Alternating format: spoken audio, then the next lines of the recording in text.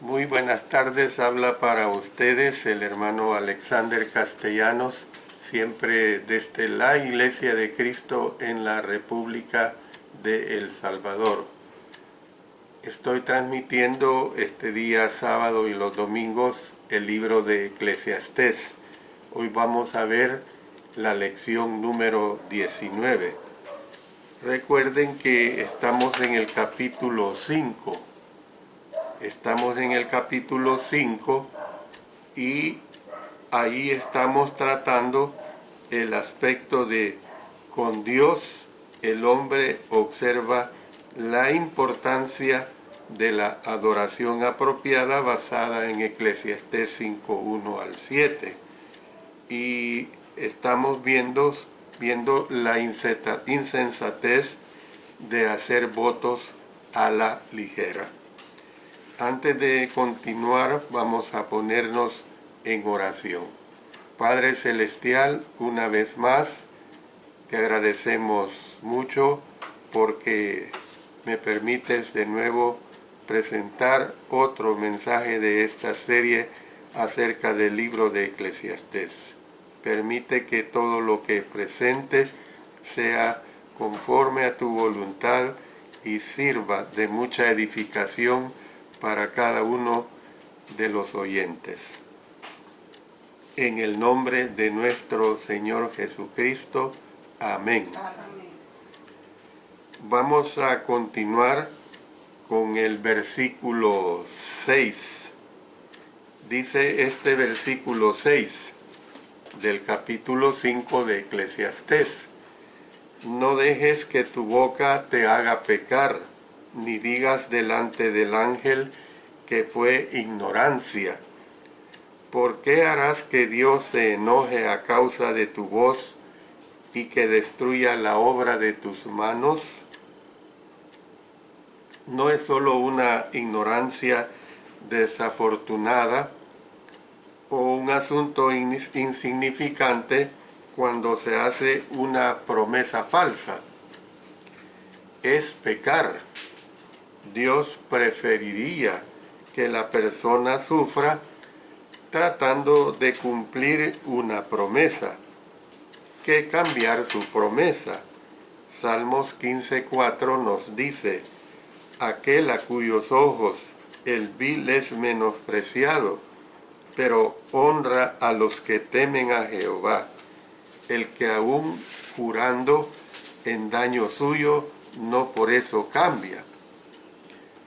El ángel probablemente quiere decir el sacerdote, o sea, Malaquías, capítulo 2, verso 7, dice: porque los labios del sacerdote han de guardar la sabiduría, y de su boca el pueblo buscará la ley, porque mensajero es de Jehová de los ejércitos. Hay una nota acerca de esto.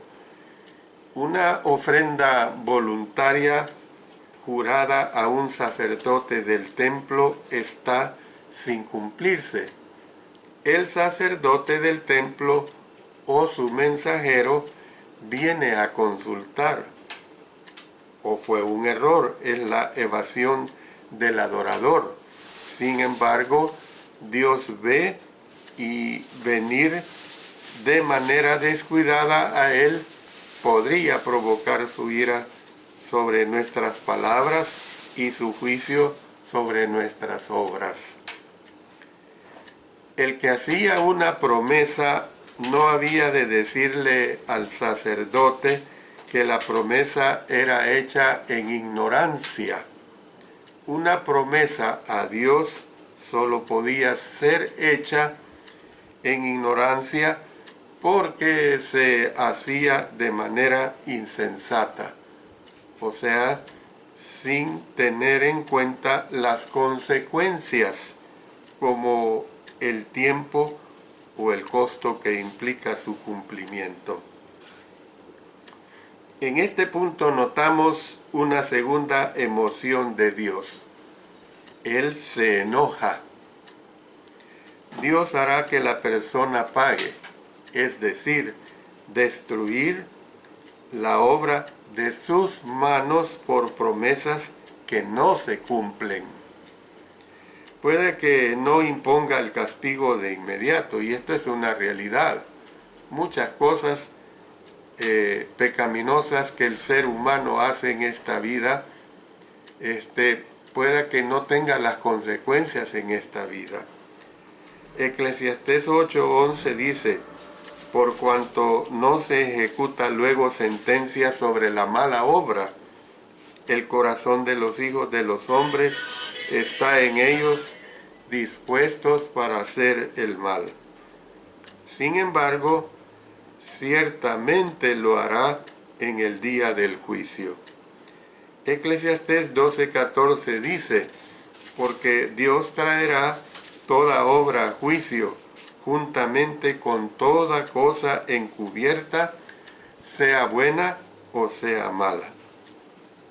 Sin lugar a dudas, el pasaje sirve como un recordatorio de la seriedad de la adoración, porque tenemos que entender, hermanos y hermanas, que nuestra adoración a Dios es seria, no es cosa de hacerlo como juego, no es cosa de hacerlo en una forma improvisada. La adoración a Dios es algo completamente serio. El apóstol Pablo había determinado adorar correctamente, y eso incluía el uso de su entendimiento, que pues oraré con el espíritu, pero oraré también con el entendimiento. Cantaré con el espíritu, pero cantaré también con el entendimiento. Hay un comentarista, y esto lo tenemos en 1 Corintios 14:15. Hay un comentarista muy conocido y muy certero, Matthew Henry, que hizo un resumen de la presente sección. Aquí se dan dos razones por las que debemos cumplir nuestros votos rápida y alegremente. 1. Porque de lo contrario ofendemos a Dios, jugamos al necio con Él, como si planeáramos engañarle. Y Dios no se complace en los necios. Hay más de lo que se expresa.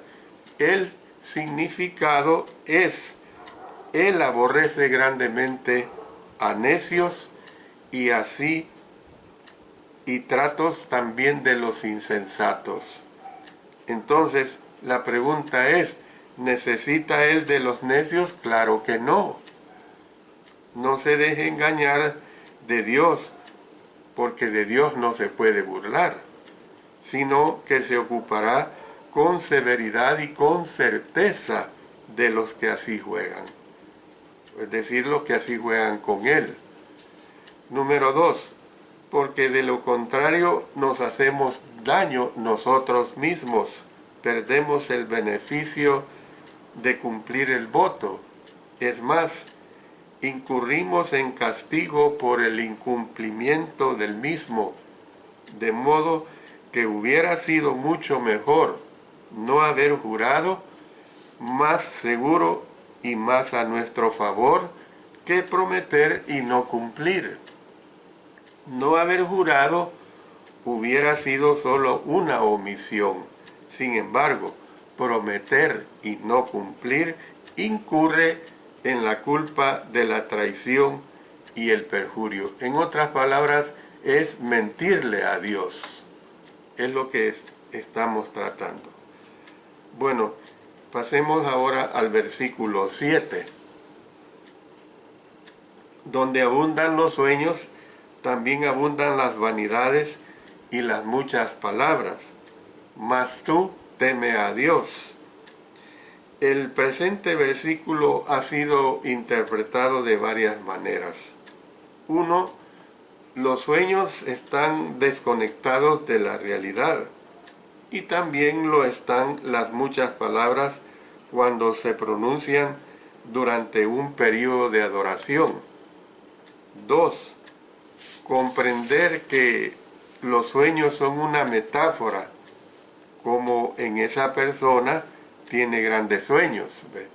Tenemos que verlos como nada más que la fantasía necia de alguien que se engaña a sí mismo. Del mismo modo, se engaña el que habla muchas palabras a Dios. 3. Los sueños son solo sueños y nada más. No sirven para ningún propósito útil. Igualmente, la multiplicación de palabras no sirve para nada. Esta interpretación final parece ser la más lógica de las tres. Es decir, que es vano presentar muchas palabras, o sea, votos, promesas, a Dios. El adorador que ofrece palabras vanas, vanidades pues, está en peligro de incurrir en la ira de Dios. Este versículo entonces da la 11ª vanidad, el uso insensato de palabras y de promesas. En lugar de hacer algo necio, Salomón resumió lo que debía hacer el adorador.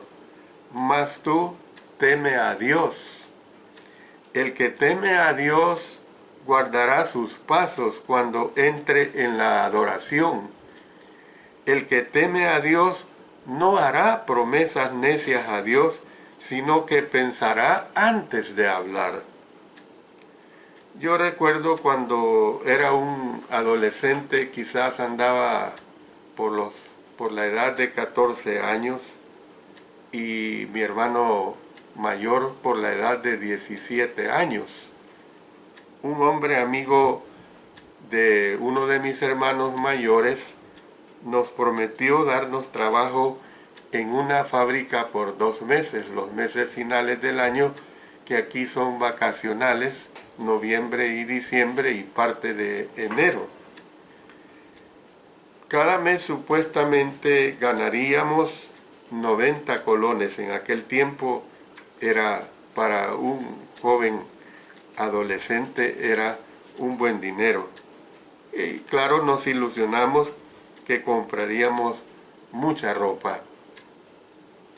Tal hombre fue un mentiroso, nunca apareció. Realmente ilustro esto pues para hacer ver, pues yo creo que usted cuando está oyendo este mensaje y estas ilustraciones, viene a su mente, a su memoria, situaciones que le han pasado en condiciones semejantes a usted, de alguien que le ha prometido y no le ha cumplido. Y para usted ha sido una desilusión enorme, porque eso así es. Cuando alguien le promete a usted algo que a usted le interesa y no se lo cumple, puede aún hasta entrar en una condición de depresión. Bueno, pero veamos este otro punto. Hemos visto el primero, que con Dios el hombre observa la importancia de la adoración apropiada. Ahora veamos que con Dios el hombre reconoce el lugar de la retribución divina. Y esto está basado en los versos 8 y 9 del capítulo 5. Si opresión de pobres y perversión de derecho y de justicia vieres en la provincia, no te maravilles de ello, porque sobre el alto vigila otro más alto, y uno más alto está sobre ellos. Además, el provecho de la tierra es para todos. El rey mismo está sujeto a los campos. Versículo 8.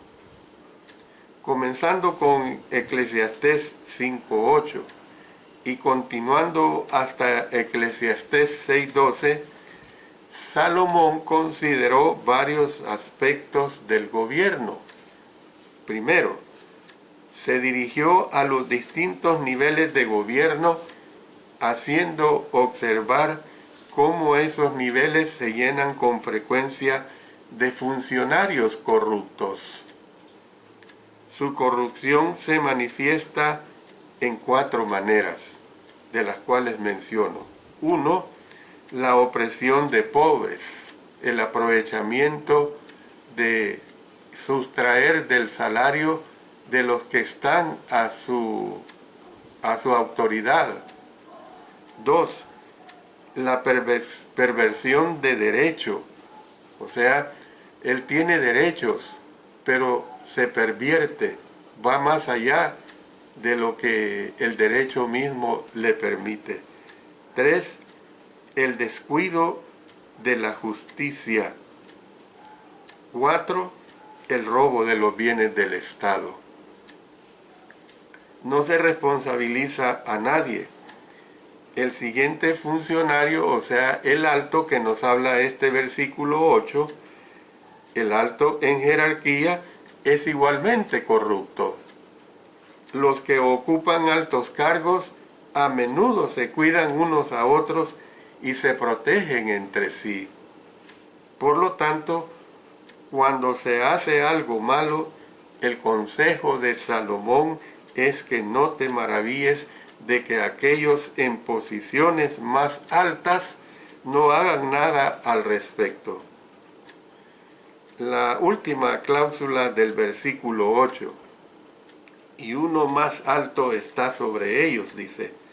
Se ha pensado que quiere decir que los funcionarios del gobierno tienen una red para protegerse unos a otros y por lo tanto es imposible erradicar la corrupción. Otra interpretación es que Dios es el más alto oficial de todo, o sea, el Rey de Reyes. Leamos lo que dice Éxodo 18:11.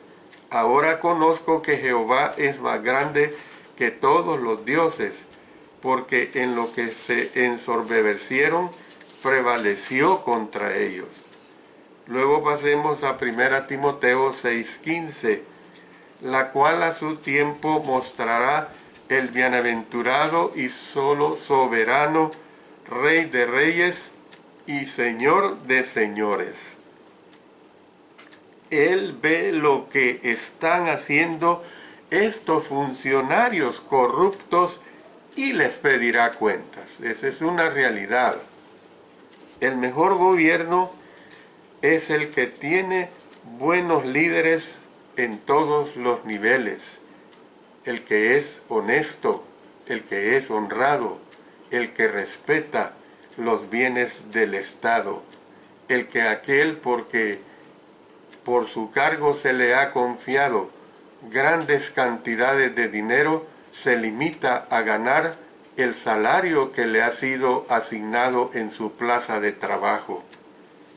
Proverbios 25:5 dice, aparta al impío de la presencia del rey, y su trono se afirmará en justicia. Esto es bien claro. Un funcionario corrupto tiene que ser apartado de esa función por la que se le ha puesto, porque claramente está robándole el dinero de los impuestos de todo el pueblo. Dice en Proverbios 28, el rey que se sienta en el trono de juicio, con su mirar disipa todo mal. Y esa es la función del presidente de la nación, pues, ver que cuando está centrado en su trono, tiene que corregir esa corrupción que hay en los funcionarios que le están robando los bienes de los impuestos que el pueblo paga. Estos ejemplos, cuando dice aquí, con su mirar disipa todo mal, yo solo me pongo a pensar los ejemplos de las madres y las abuelas de antaño, que con una mirada corregían. Eso era bien positivo. Ahora se ha perdido mucho esa tónica, se ha perdido mucho ese estilo de corrección, lamentablemente, porque hay tantas enseñanzas erróneas al respecto acerca de la corrección. Instruye al niño en su camino y aun cuando fuere viejo, no se apartará de él. Versículo 9. Además, dice, además el proverbio de la tierra es para todos. El rey mismo, además el provecho de la tierra es para todos. El rey mismo está sujeto a los campos. Habiendo examinado el aspecto negativo del gobierno, Salomón pasó a algunos aspectos positivos de los gobernantes. Su introducción, además, en el versículo 9, confirma una conexión con el versículo 8. Algunos reyes son provecho de la tierra. Esta declaración ha brindado muchas dificultades a traductores y comentaristas. La idea parece ser que, a pesar de la corrupción del gobierno, el rey que se asegura de que la tierra sea productiva, está sujeto a los campos, pues, al menos proporciona algunas bendiciones, como la comida para el pueblo. Por lo tanto, su reinado es provecho para los que están bajo su autoridad, incluso si es un rey corrupto. La confusión es si hemos de entender que el rey del versículo 9 es malo, como el del versículo 8, o verlo como un rey bueno y una bendición para su pueblo, en contraste con el versículo 8. Hay una aclaración al respecto que, aunque el predicador expuso la corrupción gubernamental, no apoyaba la anarquía. Los gobiernos, aunque podrían estar contaminados del mal, son necesarios para la producción agrícola. Y claro, no tenemos que ver el poco bien que un gobernante hace en comparación con el gran mal que le hace a la nación. Un gobernante tiene que ser honesto en todos sus niveles, porque eso es la voluntad de Dios. Por eso es que a nosotros como iglesia, como cristianos, nos dice que oremos por los que están en eminencia. Yo oro con mi esposa todas las noches por el presidente de nuestra nación. Y debo de orar por todos los que están a su lado. ¿Para qué? Para que él y todos los que le sirven al Estado hagan un trabajo honesto, un trabajo que vaya de acuerdo a las necesidades del pueblo y que no se roben el dinero del Estado. Pasemos a otro aspecto muy importante. Miren esto, con Dios. Con Dios el hombre tiene equilibrio con respecto a las riquezas. Y esto lo tiene aquí plasmado Salomón en los versos 10 al 17 del capítulo 5. Le repito, con Dios el hombre tiene equilibrio con respecto a las riquezas. El que ama el dinero no se saciará de dinero, y el que ama el mucho tener no sacará fruto. También esto es vanidad. Cuando aumentan los bienes, también aumentan los que los consumen. Qué bien, pues, tendrá su dueño si no verlos con sus ojos. Dulce es el sueño del trabajador, coma mucho, coma poco, pero al rico no le deja dormir la abundancia. Hay un mal doloroso que he visto debajo del sol, las riquezas guardadas por sus dueños para su mal, las cuales se pierden en malas ocupaciones, y a los hijos que engendraron nada les queda en la mano.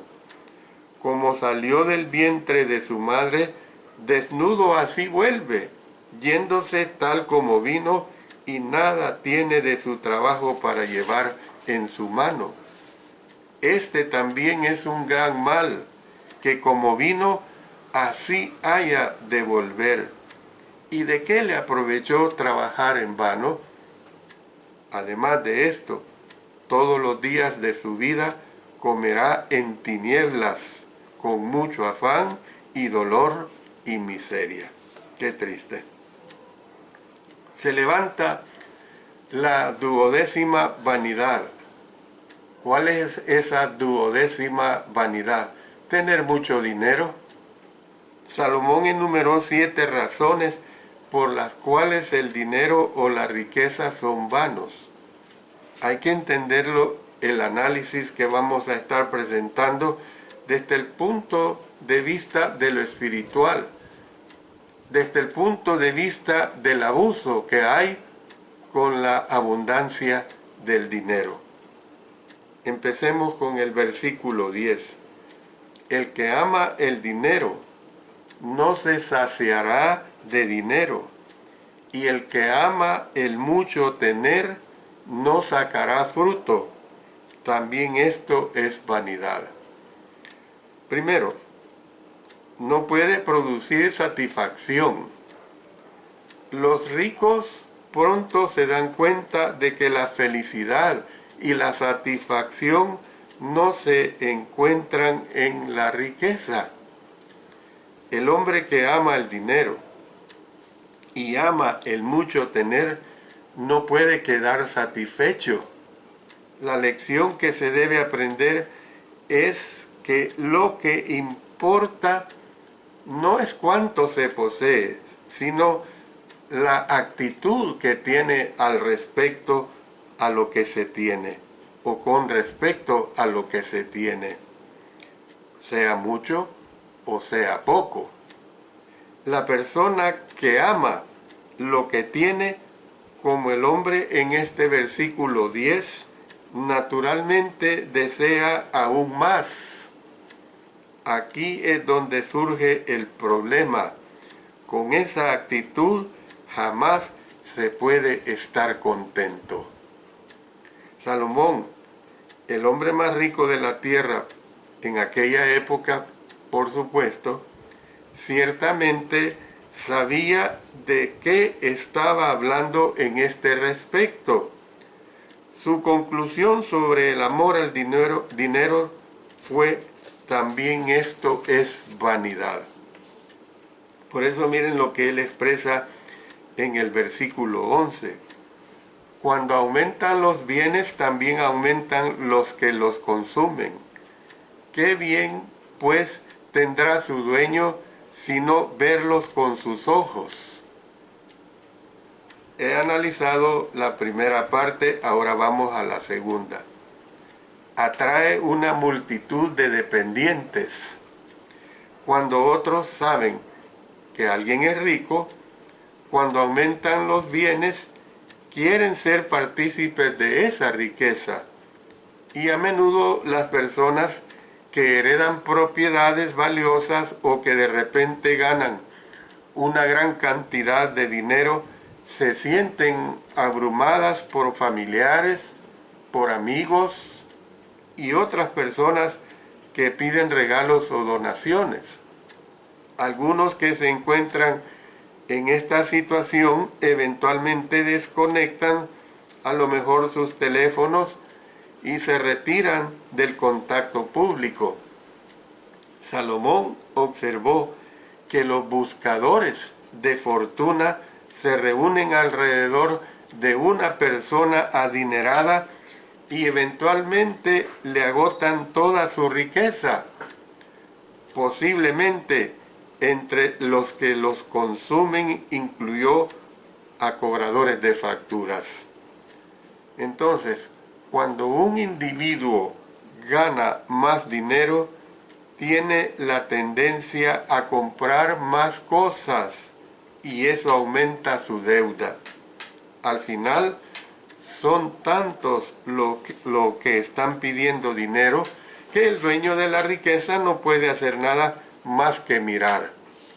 O sea, se queda en una forma descontrolada porque la mucha cantidad de dinero le ha hecho llegar a esta condición, y más cuando aumenta su avaricia de no querer compartir las riquezas que ha acumulado. Pasemos al versículo 12. Aquí en este versículo 12 nos dice: dulce es el sueño del trabajador, coma mucho, coma poco, pero al rico no le deja dormir la abundancia. Vamos al tercer punto. Perturba la tranquilidad, en otras palabras. El trabajador duerme profundamente, es decir, su sueño es dulce, después de un día de trabajo, sea que coma mucho o que coma poco. Su cuerpo está cansado y está listo para reposar. El rico no está cansado, se ha cruzado de brazos, permaneció inactivo todo el día y tiene abundancia de alimentos. Ese estómago lleno crea insomnio, o sea, no le deja dormir. Entonces, ¿qué es lo que vemos? Es concebible que tal falta de sueño pueda ser causado por preocupaciones sobre el dinero, o a lo mejor por el sobrepeso que ha ganado por la abundancia de alimentos. Y por eso todo lo que hace la comida es provocarle un malestar estomacal. ¿Qué persona está en mejor situación? El Señor Jesús enseñó: porque la vida del hombre no consiste en la abundancia de los bienes que posee. Lucas 12:15. Versículo 13. Hay un mal doloroso que he visto debajo del sol, las riquezas guardadas por sus dueños para su mal. Cuarto punto. Puede fácilmente ser mal utilizado. Puede ser fácilmente mal utilizado. En este contexto, al mal doloroso se le identifica como el acaparamiento de dinero. La palabra usada aquí para guardadas, o sea, la palabra chamar en el idioma hebreo, con frecuencia tiene un buen sentido en el Antiguo Testamento. Génesis 2:15 dice: tomó pues Jehová Dios al hombre y lo puso en el huerto de Edén para que lo labrara y lo guardase. Salmos 39:1: yo dije: atenderé a mis caminos para no pecar con mi lengua. Guardaré mi boca con freno, en tanto que el impío esté delante de mí. Sin embargo, también se encuentra en varios pasajes que ofrecen una advertencia. Note lo que nos expresa Éxodo 23:13. Y todo lo que os he dicho, guardadlo, y nombre de otros dioses no mentaréis, ni se oirá de vuestra boca. Éxodo 34:12. Guárdate de hacer alianza con los moradores de la tierra donde has de entrar, para que no sean tropezadero en medio de ti. Segundo Reyes 6:9. Y el varón de Dios envió a decir al rey de Israel: mira que no pases por tal lugar, porque los sirios van allí. El uso más común de la palabra cuidar o guardar, que es el sentido que Salomón le estaba dando aquí. A este hombre rico se le describe como vigilando su dinero de una manera poco saludable, asegurándose de no perder nada. Juntó y recolectó tanto como fue posible. Es decir, que el daño que experimenta probablemente no satisface sus propias necesidades legítimas, porque no puede soportar perder su dinero. Durante la vida de este hombre, su dinero no fue una bendición, sino una maldición. No le trajo alegría ni seguridad, sino que arruinó su vida. Salomón no aclaró lo que había ocurrido al rico en su ilustración. ¿Fue la decadencia moral? ¿Fue un sufrimiento físico como las noches sin dormir? Eclesiastés 5:12, lo que acabamos de ver. Cualquiera que sea la razón específica, el resultado de su riqueza no fue bueno. Además, Salomón no mencionó la forma como se obtuvo la riqueza. ¿Fue con pecado o de una manera justa? Incluso si la riqueza se obtuvo por medios legítimos, el acaparamiento y la custodia produjeron malos resultados. Mire la parábola de Jesús sobre el rico insensato. Vamos a leerla en Lucas capítulo 12, versos 13 hasta el 21. Le dijo uno de la multitud: Maestro, di a mi hermano que parta conmigo la herencia.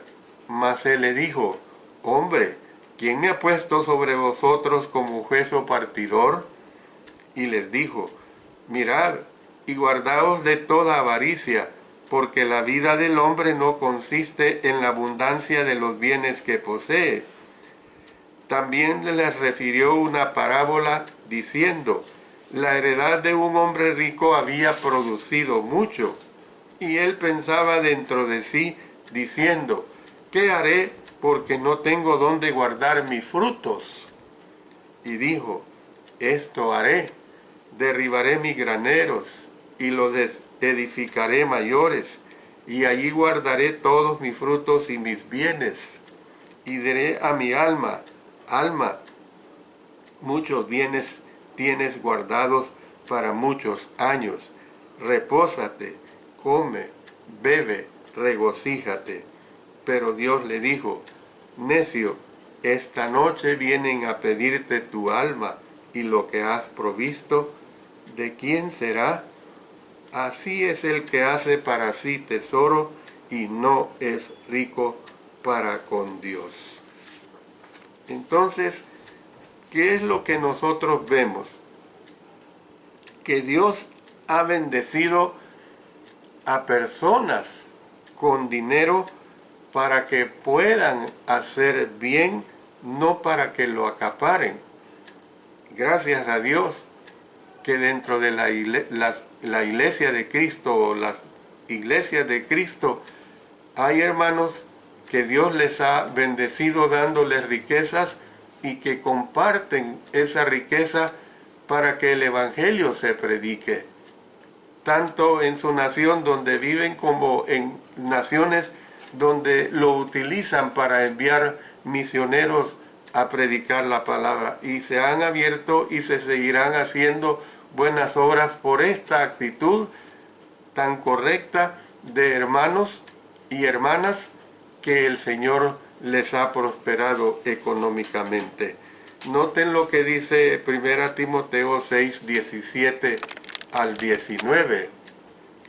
A los ricos de este siglo manda que no sean altivos, ni pongan la esperanza en las riquezas, las cuales son inciertas, sino en el Dios vivo, que nos da todas las cosas en abundancia para que las disfrutemos.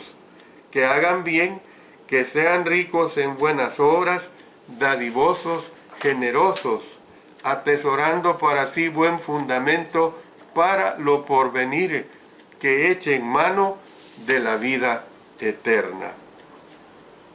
Versículo 14. Los cuales se pierden en malas ocupaciones, y a los hijos que engendraron nada les queda en la mano. Aquí vemos el quinto punto. Puede perderse fácilmente. En el siguiente ejemplo de Salomón, El hombre de la riqueza, debido a malas ocupaciones, literalmente malas tareas, perdió todo lo que había acumulado. La riqueza pereció muy rápidamente. Tal vez la pérdida podría atribuirse a juegos de azar insensatos, una inversión o un nuevo emprendimiento desacertados o una reversión imprevista de circunstancias fuera del control del hombre. Independientemente de cómo se perdió la riqueza, sucedió repentinamente. La tragedia en esta circunstancia es que el hombre, una vez rico, ahora tenía hijos, quizás un recién nacido, por quienes tenía que velar. Sin embargo, ya nada les queda para sustentarse. Versículos 15 y 16 dice: como salió del vientre de su madre, desnudo así vuelve, yéndose tal como vino, y nada tiene de su trabajo para llevar en su mano. Este también es un gran mal, que como vino así haya de volver. ¿Y de qué le aprovechó trabajar en vano? Veamos el sexto punto. No puede llevarse más allá de la tumba. En un refrán bíblico común, Salomón escribió un recordatorio de que toda persona volverá al polvo con exactamente lo que tenía cuando vino al mundo. Nada. Como salió, así vuelve. Nada de todo su arduo trabajo y años consiguiendo dinero, o sea, el fruto de su trabajo, irá más allá de la tumba. No puede llevar consigo, para llevar en su mano, nada de lo que ha ganado en esta vida. Esta verdad fue repetida por Job. Noten lo que dice en el capítulo 1, verso 21. Y dijo: desnudo salí del vientre de mi madre, y desnudo volveré allá. Jehová dio y Jehová quitó. Sea el nombre de Jehová bendito. Con Salmos se lee en el capítulo 49, verso 17, porque cuando muera no llevará nada, ni descenderá tras él su gloria. Y también el apóstol Pablo en 1 Timoteo 6, 7 dice: porque nada hemos traído a este mundo, y sin duda nada podemos sacar. Una persona puede trabajar toda su vida para acumular una gran propiedad terrenal, pero nada se puede llevar. Esto es necedad. Los sabios están interesados en una inversión celestial, no en una inversión terrenal. Por eso miren lo que nos presenta Mateo capítulo 6, versos 19 y 20. No os hagáis tesoros en la tierra, donde la polilla y el orín corrompen, y donde ladrones minan y hurtan, sino haceos tesoros en el cielo, donde ni la polilla ni el orín corrompen, y donde ladrones no minan ni hurtan. Termino diciendo esto: Salomón no dijo que no se lleva nada a la eternidad, sino que no se lleva nada en su mano, o sea, los tesoros terrenales. Entonces, ¿qué podemos decir de todo esto? Ciertamente, al juicio llevaremos nuestro carácter y nuestras obras, sean buenas o sean malas. Gracias a Dios que Él me ha permitido presentar este mensaje una vez más. Gracias a nuestro Señor que ustedes se pueden beneficiar, y yo empezando por mí mismo, del mensaje de Dios. Que Dios bendiga su bendita palabra. Que Dios bendiga a cada uno de ustedes. Recuerden, les espero el día de mañana, siempre a las 6 en punto.